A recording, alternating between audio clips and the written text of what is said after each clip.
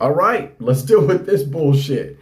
And I will never regret the decision I made. People adapt and grow daily. He had no beef and takes full accountability for why our family broke up. This is a woman talking about marriage, and most women in our community, they struggle with marriage because they struggle with accountability and the concept of mutual combatants, right? You have women who refer to men as abusers. They might hit first. They might hit repeatedly. And if you hit them back, you're the abuser, okay? Because people who have these narcissistic tendencies, and I'm not saying all our women have narcissistic tendencies, but I'm saying that there's this mindset of I'm a boss, queen, diva, grandiose ego, I'm a goddess, all this. And when people do this to themselves and blow up their ego, then what ends up happening is they care less about how they treat others and they care more about how they're treated. And so because they are not really seeing how they are affecting the environment and how they're affecting the person with their behavior, they don't really take accountability or responsibility for how people are responding or reacting to them. And our women struggle with this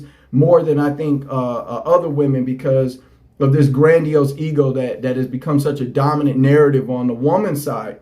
So when a marriage is tested, two people are arguing, they're fighting. After the marriage ends, women talk about the man and what he did and then can't talk about what they did because they have a zero accountability position about their own actions and behaviors. So this is her saying, hey, my husband takes full accountability. Of course he does. He's a man. And of course you're on here blaming it all on him and can't mention anything that you did because you're a woman. And let's say you were a Stepford wife and there was absolutely nothing that you did wrong, right, at all to contribute to the marriage ending. That's fine. The women still leave. They don't give it a chance to work out. They don't give it a chance to fix. They don't stay and wait and try to work through it. They don't want to do any of that, right? Because it's just easier for them to leave because there's such a financial boon for a woman if she leaves. 98% of alimony is awarded to women. 78% of child custody is awarded to women. 72% of parenting time